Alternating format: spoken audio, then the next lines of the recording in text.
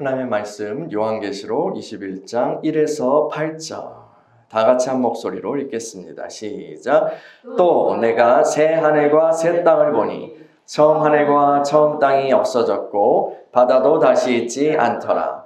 또 내가 보매 거룩한 성 새 예루살렘이 하나님께로부터 하늘에서 내려오니 그 준비한 것이 신부가 남편을 위하여 단장한 것 같더라. 내가 들으니 보호자에서 큰 음성이 나서 이르되 보라 하나님의 장막이 사람들과 함께 있음에 하나님이 그들과 함께 계시리니 그들은 하나님의 백성이 되고 하나님은 친히 그들과 함께 계셔서 모든 눈물을 그 눈에서 닦아주시니 다시는 사망이 없고 애통하는 것이나 욕복하는 것이나 아픈 것이 다시 있지 아니하리니 처음 것들이 다 지나갔음이로라. 보좌에 앉으신 이가 이르시되 보라 내가 만물을 새롭게 하노라 하시고 또 이르시되 이 말은 신실하고 참되니 기록하라 하시고 또 내게 말씀하시되 이루었도다. 나는 알파와 오메가요 처음과 마지막이라. 내가 생명수 샘물을 목마른 자에게 값없이 주리니 이기는 자는 이것들을 상속으로 받으리라. 나는 그의 하나님이 되고 그는 내 아들이 되리라. 그러나 두려워하는 자들과 믿지 않은 자들과 흉악한 자들과 살인자들과 음행하는 자들과 점술가들과 우상숭배자들과 거짓말하는 모든 자들은 불과 유황으로 타는 못에 던져지리니 이것이 둘째 사망이라. 아멘. 하나님, 우리가 주의 말씀 앞에 섭니다. 성령님 이 시간에 우리 안에서 친히 해석자 되어주셔서 아버지의 말씀이신 주님을 받게 하시고 또 알게 하시고 깨닫게 하시고 그 말씀의 씨앗을 품고 자라 열매 맺게 하여 주시옵소서.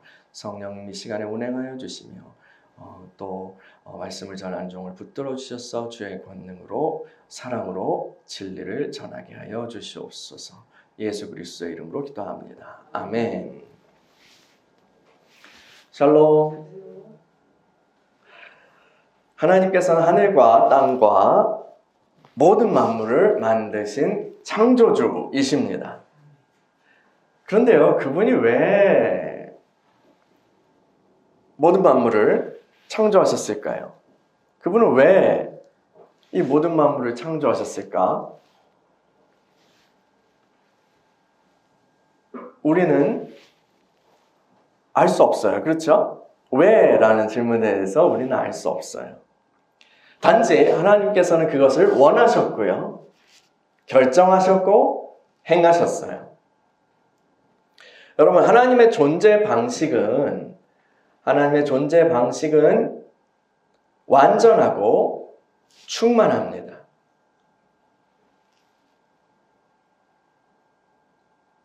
하나님께 어떤 결핍이나 필요가 있어서 그분이 세상을 만드셔야만 했던 것은 아니에요. 우리가 그렇게 생각할 수 없어요. 하나님은 홀로 지고의 기쁨과 만족과 행복을 누리시는 분이에요. 하나님은 한 분이시고요. 또 공동체로 계십니다.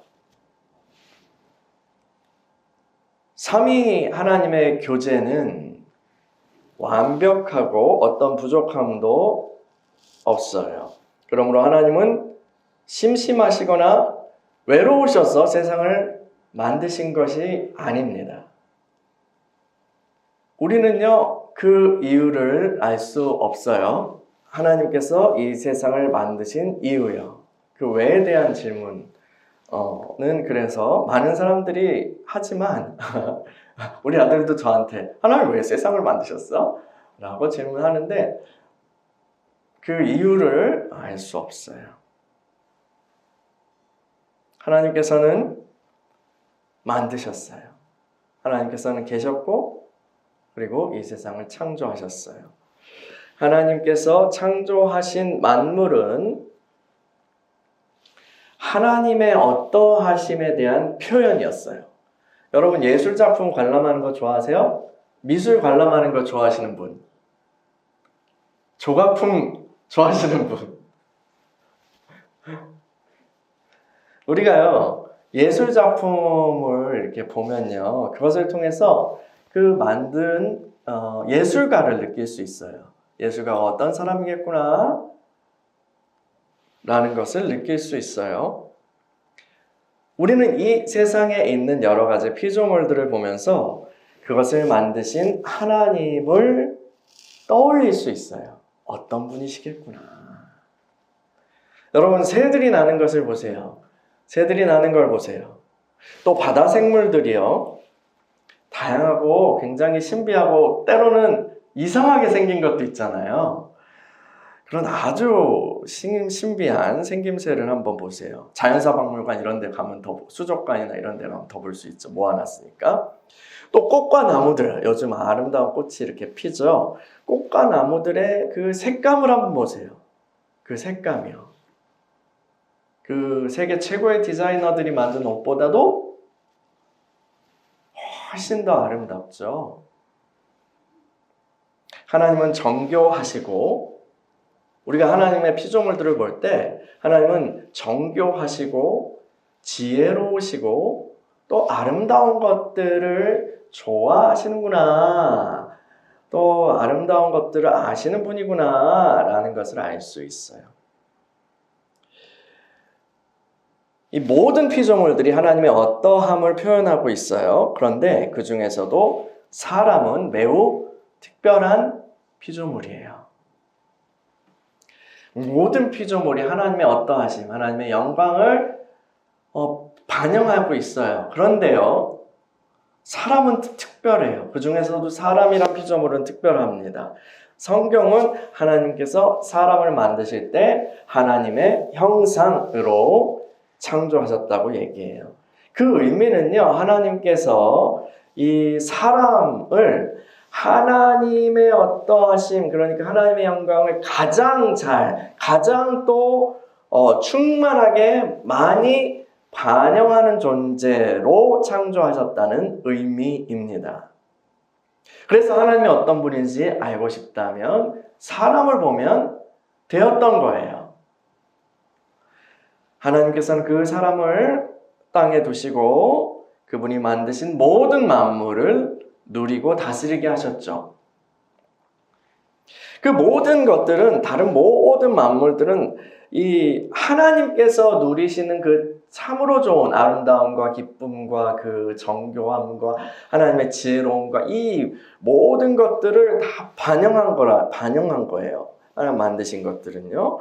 그런데 하나님께서 사람에게 그것을 주셨다라는 것은 하나님께서 누리시던 그분의 그 행복을, 기쁨을, 놀라움을 이 사람과 나누기를 원하셨다는 거예요. 사람도 그것을 알고 사람도 그것을 누리면서 행복하기를 원하셨던 거예요.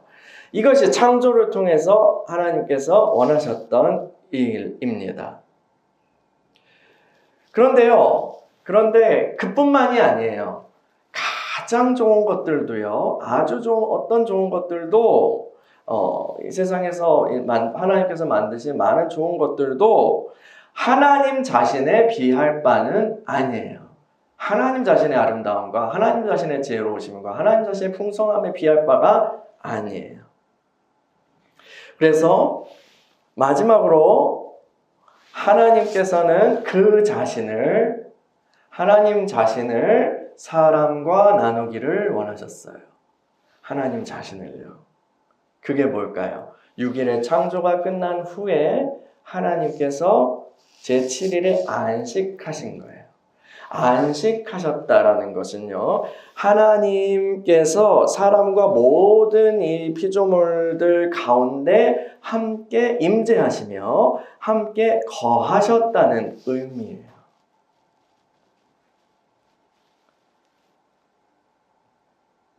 그래서 하나님이 하나님 만드신 모든 것을 나누고 그 기쁨을 나누고 뿐만 아니라 하나님 자신이라는 아주 가장 귀한 가장 귀한 그분을 우리와 함께 우리가 누릴 수 있도록 그렇게 하신 거예요.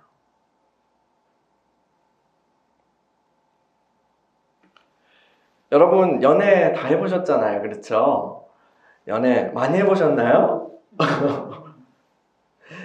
사람을 만나서 우리가 연애를 하잖아요. 그럴 때 그 초반에 느끼게 되는 특별한 마음 상태를 한번 떠올려 봅시다. 가물가물할 수도 있지만요. 그때 그랬지? 라고 이렇게 한번 또 떠올려 봐요. 연애 초반에요. 연애 초반에 뭐 요즘 말로 이제 뭐 썸 타거나 그 사귀고 그 사귄 후에 몇 개월 뭐 좀 더 갈 수도 있고 그때 이제 뭔가 특정한 호르몬이 뭐 도파민 뭐 이런 걸 비롯해가지고 막 이런 것이 나오면은 진짜 어떤 세상이 핑크빛으로 보여요. 그런 경험 다 해보셨죠? 우리를 둘러싼 공기가 꿀이 흐르는 것 같아요. 저는 그랬거든요. 이렇게 만지면 꿀을 풀 수 있을 것 같았어, 진짜로. 흐름이. 전 여친이자 현 와이프인 저 친구를 그렇게 만날 때 꿀이 흐르는 것 같더라고요. 그때는 어떤 마음이 들어요? 저뿐만 아니라 여러분도 그러셨을 텐데, 와, 이 사람과 함께라면 뭐든지 할 수 있을 것 같아. 세상을 다 얻은 기분이야. 또 반대로 세상 다 주어도 그 사람이 없으면 난 아무것도 아닌 것 같아. 그 사람과 함께라면 모든 것을 얻은 것 같아 하는 충만한 기쁨과 행복감이 있어요. 그때 이제 호르몬이 그때 분비될 때 약간 이렇게 제정신이 아니게 되는 거죠. 그때 이제 결혼할 결심을 해야 되는 거야.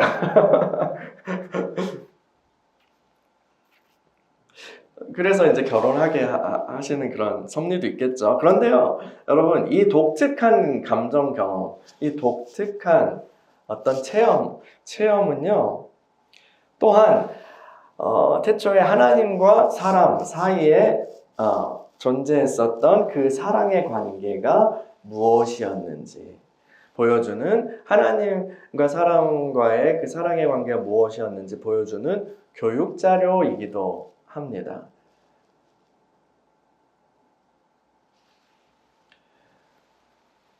이 세상의 모든 만물이 사람에게 참 좋은 것이 될 수 있었던 이유는요, 좋으신 하나님께서 사람과 함께 하시기 때문이죠.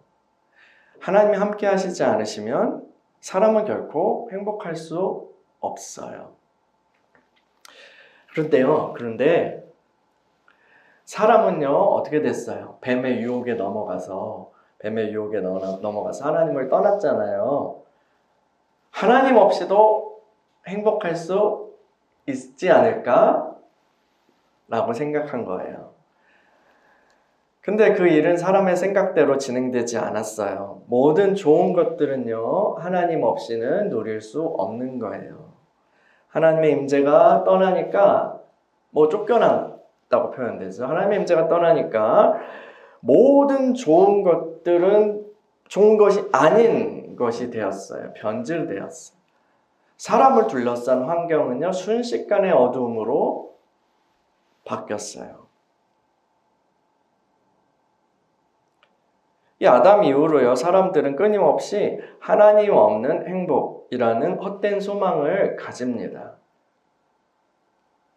하나님 없이 더 좋은 것들을 소유하고 혹은 어떤 환경을 가지면 내가 잃어버렸던 참 좋은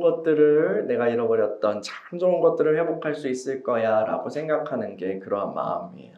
그래서 어떻게 해요? 더 많이 가지려고 하죠. 더 많이 가지려고 하고 또 다른 피조물들을 소유하려고 하고 또 때로는 마음대로 하려고 하고 하는 걸 통해서 그 소망을 이루려고 해요.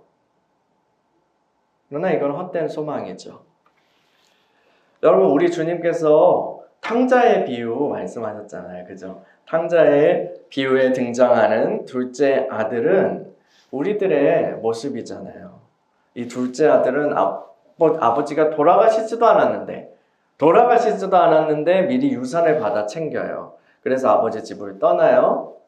멀리 타국에 가서 돈을 펑펑 쓰면서 쾌락을 추구해요. 근데 유산이 바닥나요. 그리고 거기에 이제 흉년이 또 드네.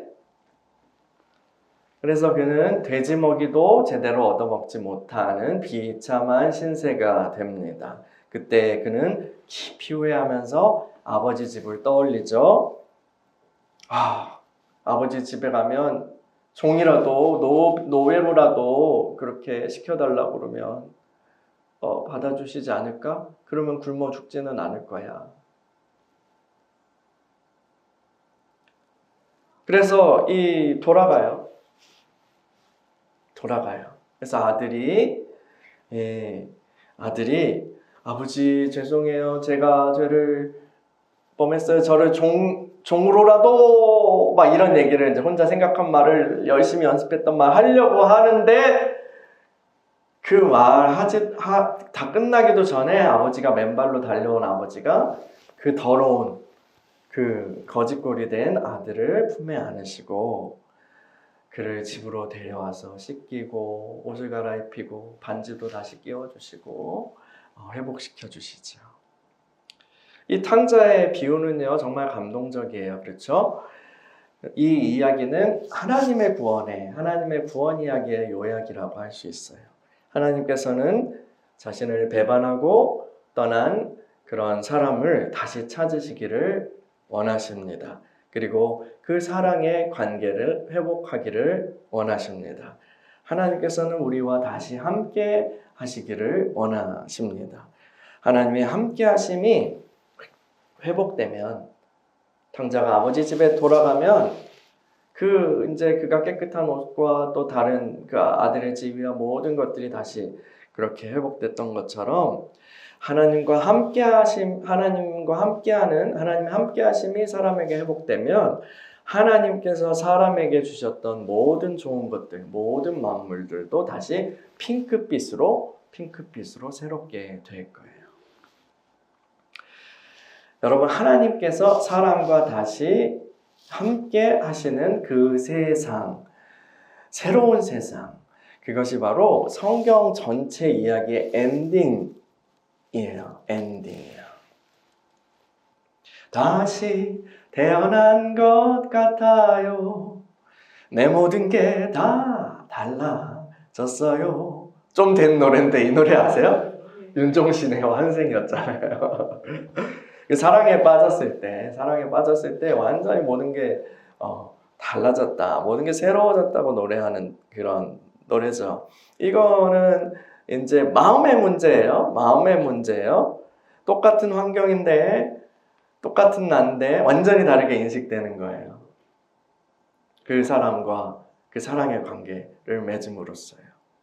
그런데 하나님과 사람 사이에 그 사랑의 관계가 회복되면 단지 마음만, 인식만 그렇게 변하는 것이 아니라, 물론 그것도 새롭게 되지만 우리를 둘러싼 모든 것에 실제적인 변화가 일어납니다.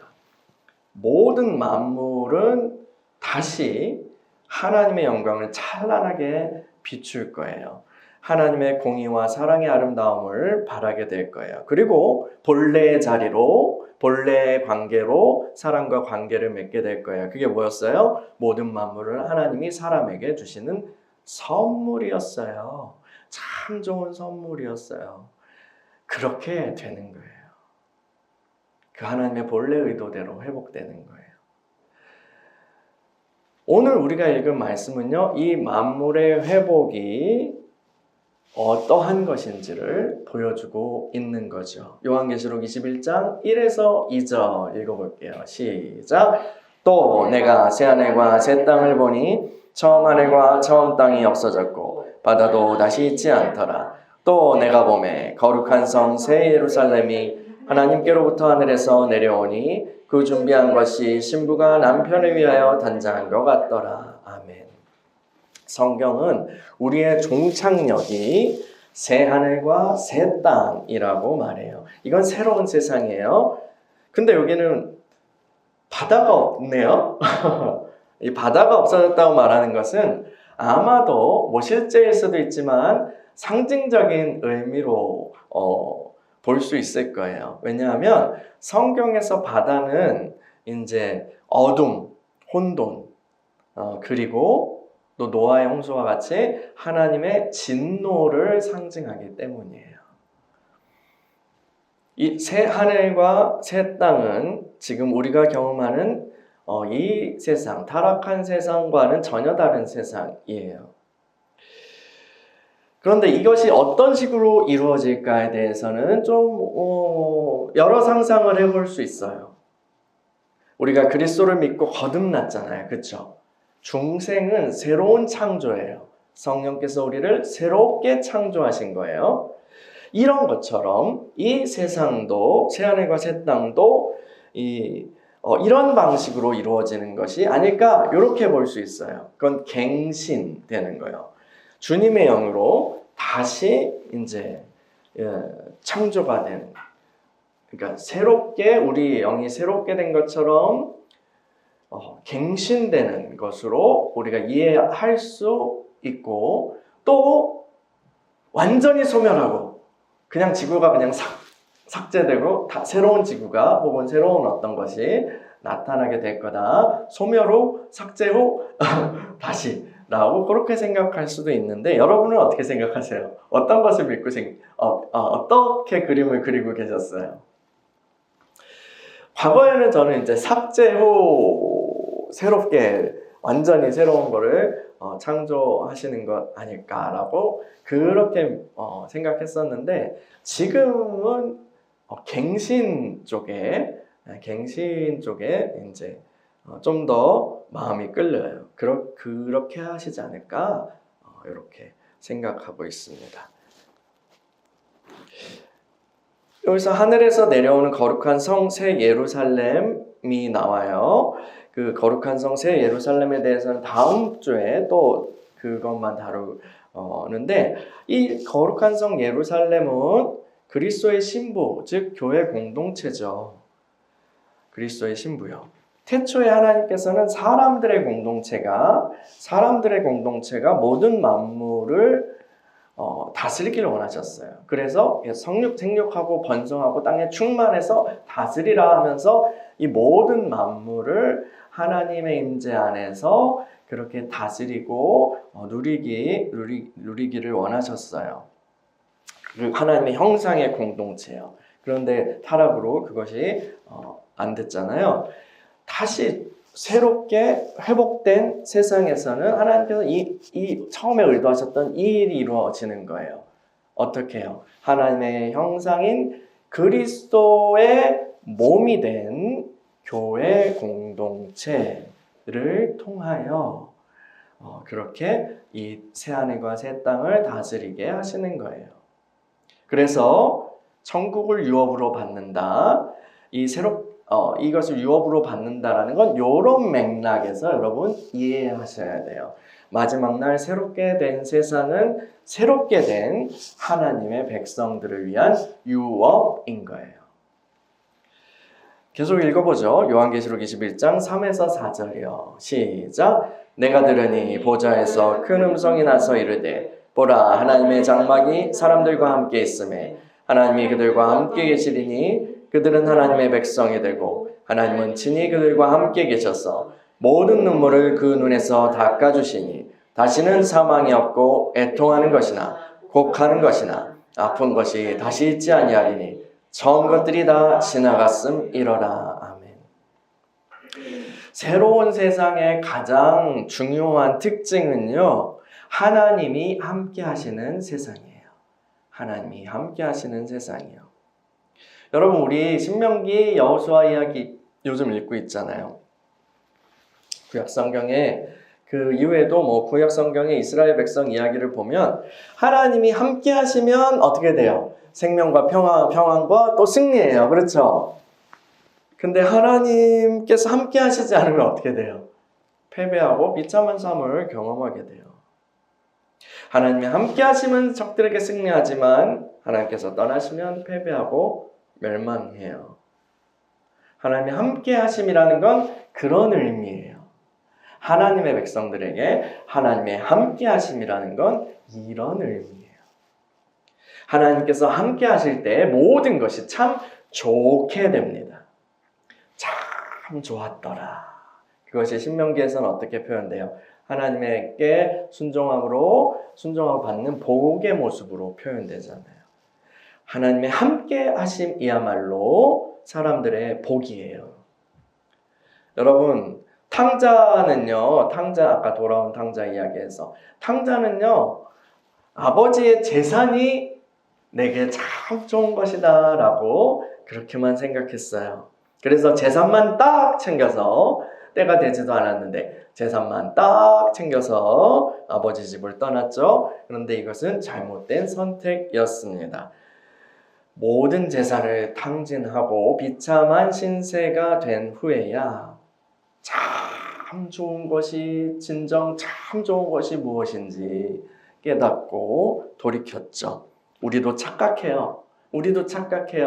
이 세상에 많은 물건들을 소유하면 참 좋을 것이라고 생각해요. 내 생각대로 뭔가 하면 그것이 참 좋을 것이라고 생각해요. 그러나 물건을 소유하는 것 그 자체는 참 좋은 것을 갈망하는 우리의 마음, 우리의 영혼을 채워주지 못합니다. 오직 하나님만 우리의 존재를 채워주시죠. 하나님의 함께 하심만이 우리를 참 좋게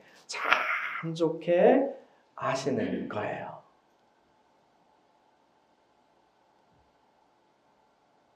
주님 오셔서 우리와 함께 하실 세상은요, 지금 세상과는 다를 거예요. 창세기에서는요, 하나님이 처음에 창조하시고 참 좋은 세상을 주셨잖아요. 그쵸? 그리고 그냥 그것을 참 좋았더라 라고만 설명해요. 그 광고 아세요? 예전에 이게 참 좋은데 어떻게 말로 표현할 수가 없네. 이 광고 아세요? 이게 남자한테 참 좋은데 이걸 말로 표현할 수가 없네. 그러니까 창세기의 처음에 거기서는 그냥 참 좋은 것을 참 좋다라고만 표현할 수밖에 없어요. 아담은 근데 참 좋은 것을 누리는 자신의 삶이요, 어떤 의미에서 보면 얼마나 가치 있는 건지 잘 잊어버린 것 같아요. 그리고 당연하게 여기게 되거나 그 느낌을 잘 가지지 못했던 것 같아요. 그래서 하나님을 배반하는 어리석은 선택을 하게 된 거 아니겠어요? 그런데 그 타락 이후에 하나님 없는 세상에서 살아온 우리 사람들은요,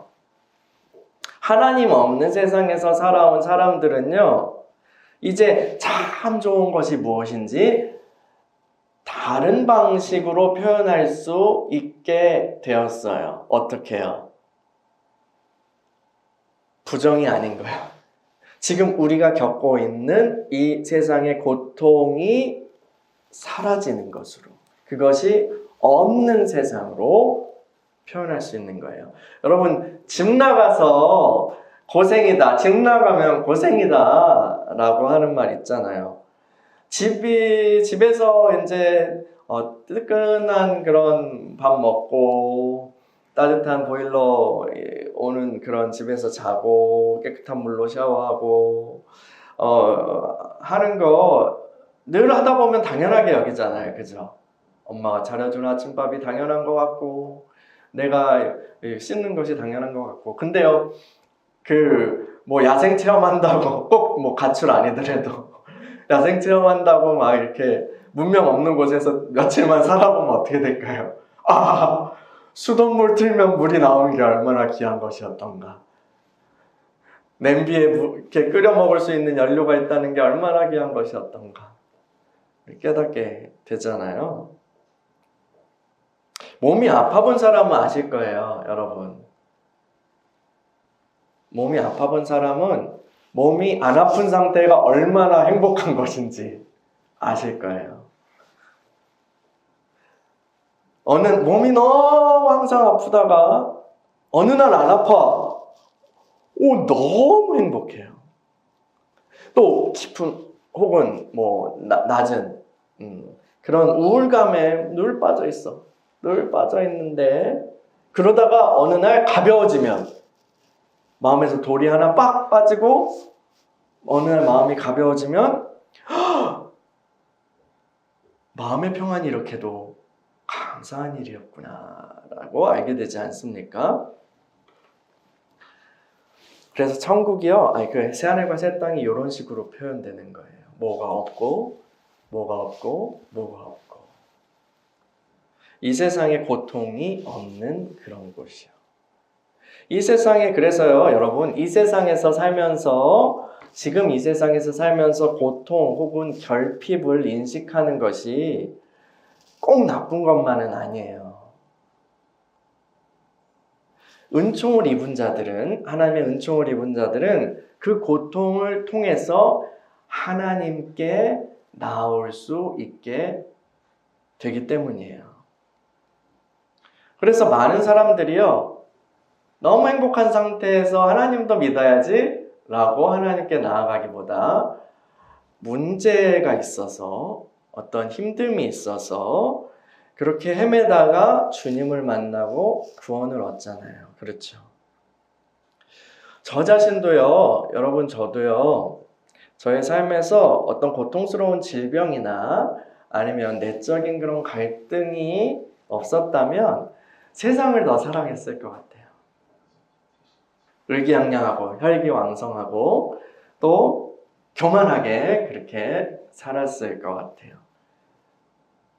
그래서 질병이나 힘든 거나 이런 것들이, 힘든 환경이나 이런 것들이 그거 자체가 좋은 것은 아니지만 주님께서는, 은총을 입은 자들에게는 주님께서는 악을 선으로 바꾸시죠. 요셉의 고백처럼요. 저는 아팠어요. 내적 갈등도 있었어요. 주님께서는 근데 그 악을 선으로 바꿔주셔서 저를 만나주시고 구원해 주셨어요. 할렐루야. 주님께서 새롭게 하시는 이 세상은요, 지금 이 세상의 여러 가지 우리가 보는, 인식하는 부조리들이 사라진 세계예요. 치유된 세계예요. 사람들은 하나님 없이 그러한 낙원을 만들어 보려고 노력했어요. 그런데 극단적으로 그것을 내가 할 수 있어, 우리가 할 수 있어 라고 추구했던 사람들은 어떻게 됐을까요? 오히려 더 지옥을 만들고 말았어요. 이쪽이나 저쪽이나 그래요. 이쪽에는 공산주의가 있었죠. 볼셰비키 그쪽이 있었고, 이쪽에는 뭐가 있어요? 극우파 나치가 있었잖아요. 다 좋은 세상 만들려고 그랬던 거예요.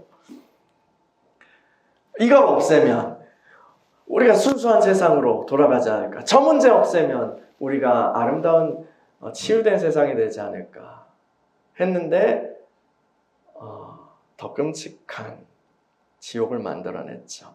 그래서 우리가요, 터무니없는 자신감으로 하나님 없는 낙원을 꿈꾸는 것은 경계해야 돼요. 경계해야 돼요. 제가 이렇게 말한다면 그러면 우리는 어떻게 살아야 돼요? 우리는 어떻게 살아야 돼요? 좋은 세상을 만들어가는 일에 그리스도인은요, 참여하면 안 돼요? 냉소적으로 반응하란 말이에요? 안 돼. 그건 안 돼. 그건 어차피 안 돼. 라고 그렇게 하면서 숨어서 기도만 하란 얘기예요? 산에서 우리들끼리 그냥 살라는 얘기예요? 주님 오시기까지요? 그 얘기가 아닙니다.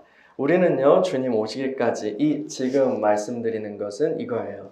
주님이 오시기까지 이 세상에 여러 가지 문제들, 죄와 악과 질병과 고통과 그런 문제들이 계속 주님 오실 때까지는 그것이 계속 있을 것이다. 있을 것이다 라는 것은 인정해야 한다는 거예요. 그것들을 완전히 100% 무균실로 만들려고 그렇게 하는 것은 안 된다는 거죠. 할 수 없고요.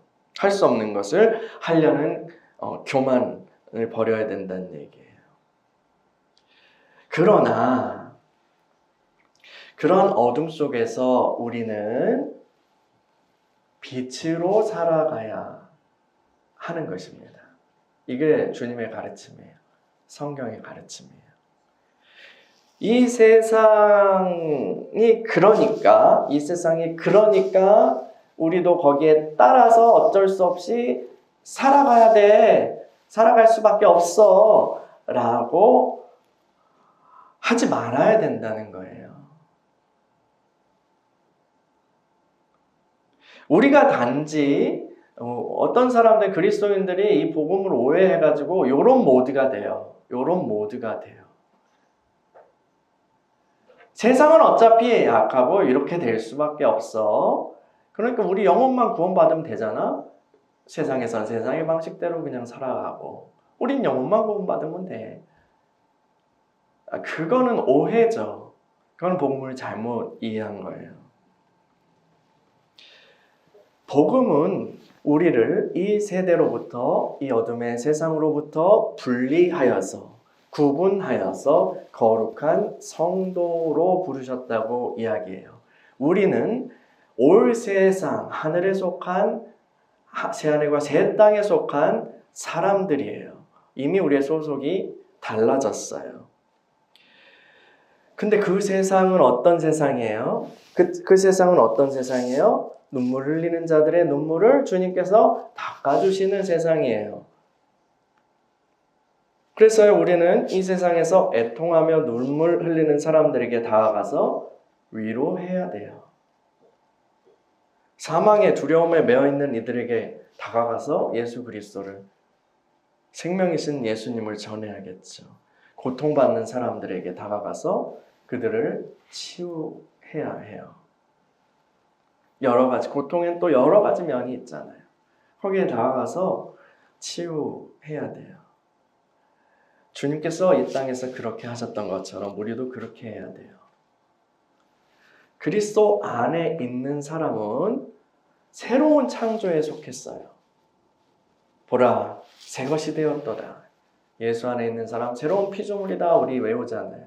그게 새로운 창조다라고 직역하면 그렇게 돼요.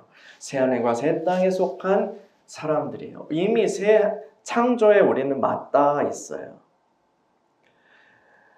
그렇게 부르신 우리가 이 세상의 악한 질서에 매몰되어서는 안 되는 거예요. 우리는 주님을 모신 사람들이에요. 주님께 속한 사람들이에요. 주님의 이름이 우리 위에 있어요.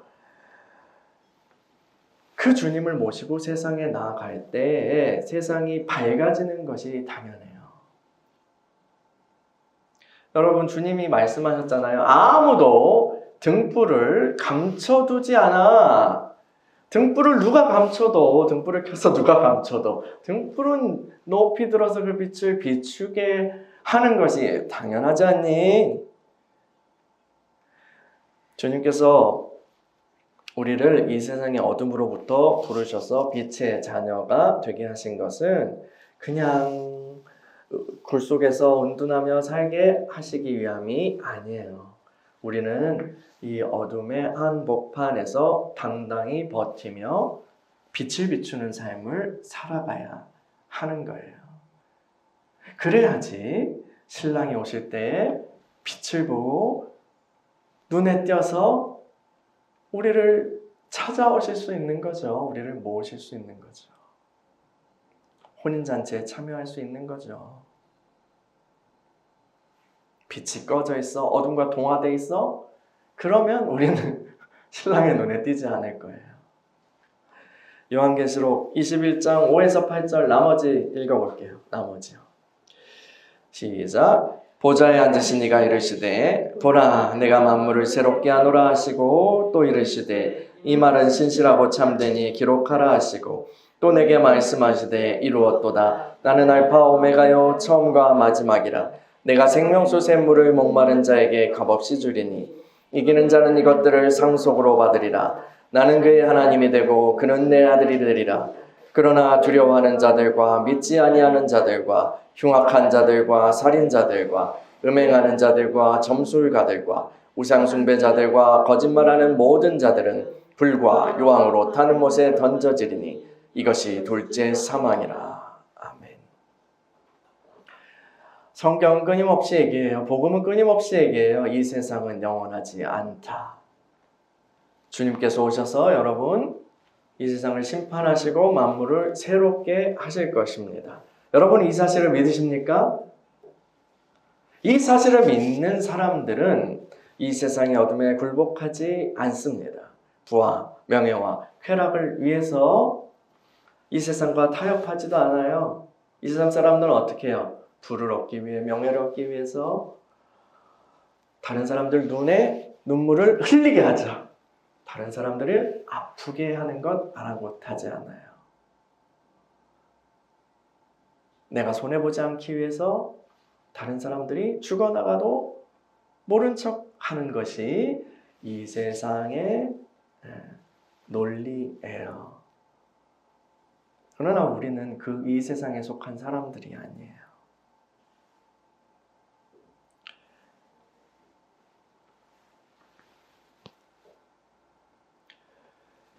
이 세상이 영원할 것처럼 보여도요, 끝이 있어요. 심판이 있어요.